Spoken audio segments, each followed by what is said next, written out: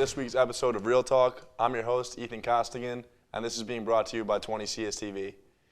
Today I'm going to be focusing on the tragedy that happened in Paris on Friday evening.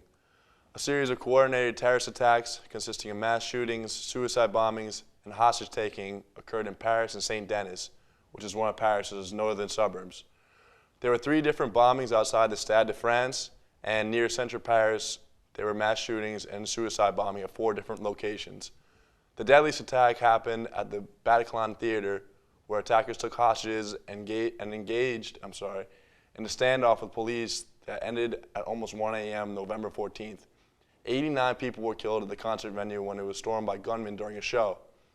3 of the gunmen were killed by police, and another died nearby.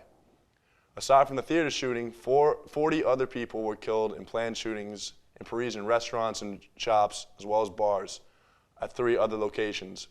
415 people have been admitted into hospitals with injuries from the attacks. This has been the deadliest attack in France since World War II.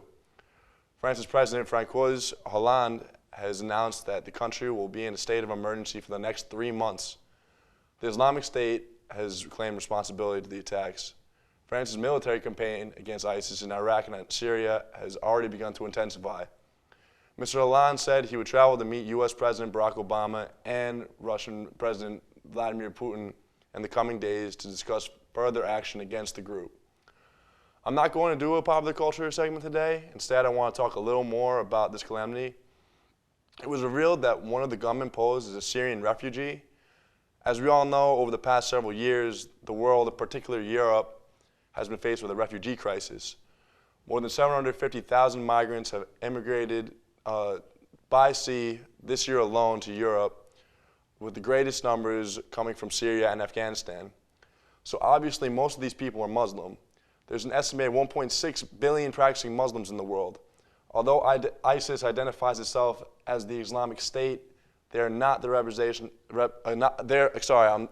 good representation of Islam. They kill Muslims all the time.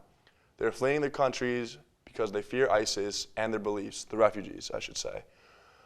These people are so scared and so desperate to escape ISIS that they actually leave their homes and risk their lives to cross the Mediterranean. Recently, there have been 13 U.S. governors who plan to refuse refugees access into the U.S. because they see these people as a threat. ISIS sent one shooter in on purpose for this very reason, to cause more fear and skepticism between peoples of the world. And we can't allow them to do that because that means that their tactics are actually working. We need to stand by them just like we stand by the people of France, and we all have to be one. To end, here's this week's good word. It's actually a teaching by the Prophet Muhammad from the Quran. The Quran puts emphasis on peace, justice, human rights, and also advocates freedom of conscience and science. The Prophet says, "A person who follows a path for acquiring knowledge, Allah will make the passage easy for them into paradise." Knowledge is power, and it is light during a dark time.